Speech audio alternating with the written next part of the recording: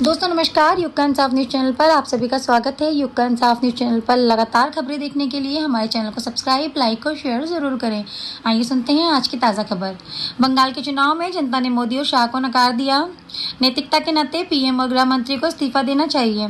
दमोह में कांग्रेस की जीत आने वाले 2023 विधानसभा की चुनाव में बड़ी जीत का संकेत है।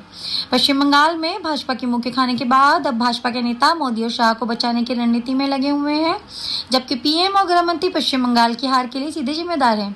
मध्य प्रदेश कांग्रेस कमेटी के प्रदेश सचिव राकेश सिंह यादव ने आरोप लगाया कि पश्चिम बंगाल में भाजपा की नफरत की राजनीति की करारी हार हुई है। मोदी शाह को बंगाल की हार की जिम्मेदारी लेते हुए तत्काल अपने पद से इस्तीफा देना चाहिए। यादव ने कहा कि पश्चिम बंगाल जीतने के जुनून में सारे देश को कोरोना की भेंट चढ़ाने वाले मोदी सरकार को करारा सबक सिखाया है बंगाल की जनता ने। उन्होंने कहा कि मध्य प्रदेश के गृह मंत्री यह दावा मीडिया में कर रहे हैं कि बंगाल में 47 सीटों की जवाबदारी मोदी शाह ने दी, उसमें से 37 सीट जीत रहे हैं। आश्चर्य है कि अगर नरोत्तम मिश्रा इतनी सीट बंगाल में जिता रहे हैं तो वह मोदी और शाह से बड़े नेता हो गए हैं, लेकिन बिना सोचे समझे कांग्रेस को सलाह देने वाले नरोत्तम मिश्रा दमोह में चारों खाने चित्त हो गए हैं। अब क्या वह पश्चिम बंगाल में भाजपा कार्यकर्ता बनकर काम करेंगे? यादव ने कहा कि मध्य प्रदेश में शिवराज सरकार को जनता ने नकार दिया है। दमोह में कांग्रेस की जीत यह दर्शा रही है कि 2023 विधानसभा चुनाव में जनता कांग्रेस को बहुत बड़ी जीत दिलाने को तैयार है। पूर्व मुख्यमंत्री कमलनाथ की कुशल रणनीति का परिणाम दमोह की जीत है। कांग्रेस पूरी ऊर्जा के साथ जनता की सेवा कोरोना काल में करके भाजपा की कालाबाजारी नीति का लगातार विरोध करेगी।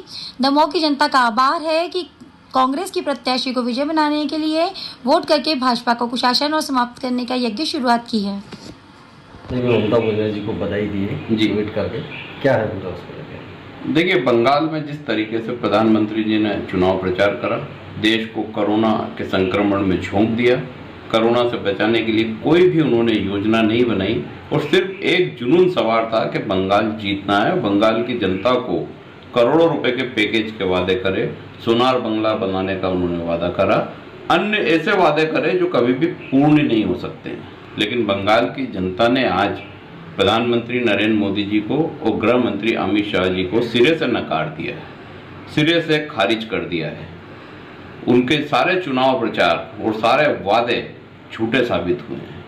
आज सिर्फ एक राज्य जीतने के लिए, एक महिला मुख्यमंत्री से लड़ने के लिए उन्होंने पूरे देश को कोरोना की गर्त में भेज दिया है। पिछले साल भी मध्य प्रदेश की सरकार गिराने के लिए मोदी जी ने लॉकडाउन बाद में किया था, जिसका बहुत बड़ा खामियाजा देश की जनता ने भुगता था।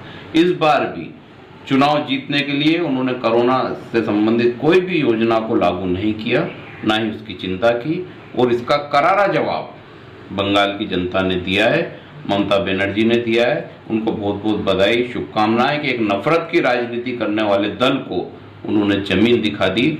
आज इस हार का सेहरा प्रधानमंत्री नरेंद्र मोदी जी के सिर पर है, अमित शाह जी के सिर पर है। दोनों को नैतिकता के नाते इस्तीफा देना चाहिए, क्योंकि जब आप जीत की जिम्मेदारी लेते हैं तो हार की जिम्मेदारी भी इन्हीं चेहरों पर है। यही चेहरा आगे रख के चुनाव लड़ा गया था, जिसे जनता ने नकार दिया है।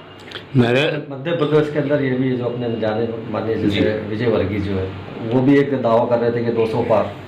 देखिए, भारतीय जनता पार्टी के नेता तो जो दावे करते हैं उसका कोई जमीन से नाता ही नहीं होता है। हमारे मध्य प्रदेश के गृह मंत्री अभी एक टीवी बहस में बोल रहे थे कि 47 सीटों की जिम्मेदारी उनके पास है। श्री मोदी जी ने 47 सीटों की जिम्मेदारी दी है।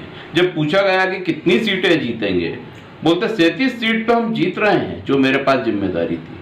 तो माननीय गृह मंत्री जी, फिर नरेंद्र मोदी जी और अमित शाह जी बंगाल में क्या कर रहे थे? कैलाश विजयवर्गीय जी क्या कर रहे थे? अगर 85 में से 37 सीट आपकी जीत रहे हैं तो आपको तो बंगाल का मुख्यमंत्री होना चाहिए या देश का गृह मंत्री होना चाहिए। झूठ बोलने की भी कोई पराकाष्ठा होती है?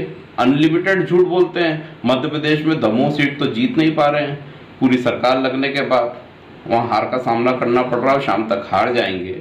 वो लोग बात कर रहे हैं राहुल गांधी जी की, वो बात कर रहे हैं दिल्ली की, अपने घर की गलियों में वोट नहीं मिल पा रहे हैं। सारी सरकार होने के बाद दमोह सीट हारे हैं, उस पर शर्मिंदा होना चाहिए बजाय बंगाल पे टिप्पणी करने के।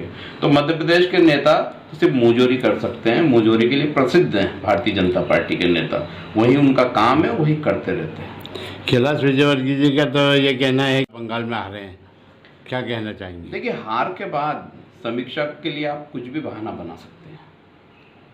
एक वो राहुल गांधी थे जिन्होंने हार के बाद इस्तीफा दे दिया था, एक ये प्रधानमंत्री हैं जो हार के बाद चुपचाप बैठे हुए हैं और अब कोरोना की मीटिंग बुला रहे हैं, क्योंकि अब आपके पास कोई काम नहीं बचा है। जनता ने तो नकार दिया है, इस्तीफा आप दे नहीं सकते क्योंकि कुर्सी से चिपके हुए हैं।